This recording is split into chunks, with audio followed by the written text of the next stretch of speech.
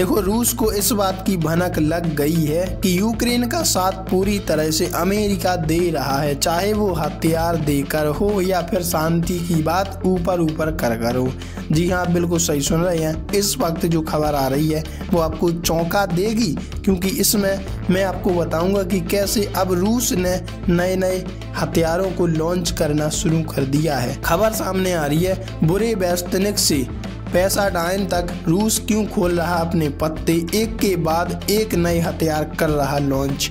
कई सुरक्षा विशेषज्ञ चेतावनी देते हैं कि इन रूसी अत्याधुनिक विनाशकारी हथियारों की उपस्थिति वैश्विक तनाव और परमाणु जोखिम को बढ़ा सकती हैं। लेकिन अब बात दूर चली गई है और अब रूस मानने वाला तो बिल्कुल नहीं है। रूस ने हाल के वर्षों में एक के बाद एक बेहद खतरनाक हथियार दुनिया के सामने पेश किए, जिससे दुनिया बौखला गई है और दुनिया को ये असल बात में पता चल गई है कि रूस के पास कितने एडवांस लेवल के हथियार मौजूद हैं जो दुनिया को पल भर में तबाह कर सकते हैं।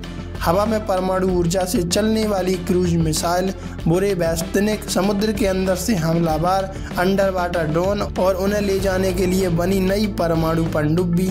रूस ने खाबरोवस्क की लॉन्चिंग बीते 2 नवंबर को की है।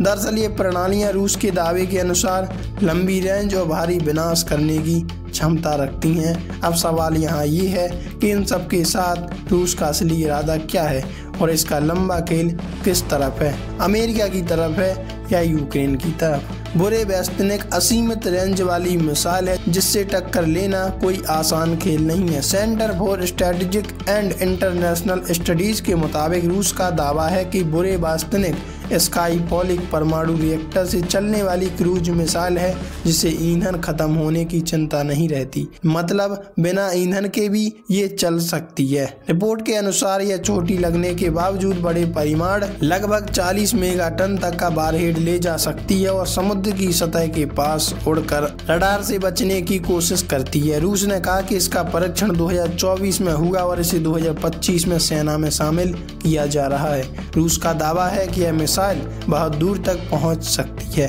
पैसाडाइन समुद्र के भीतर चलने वाली डूम्सडे मशीन है।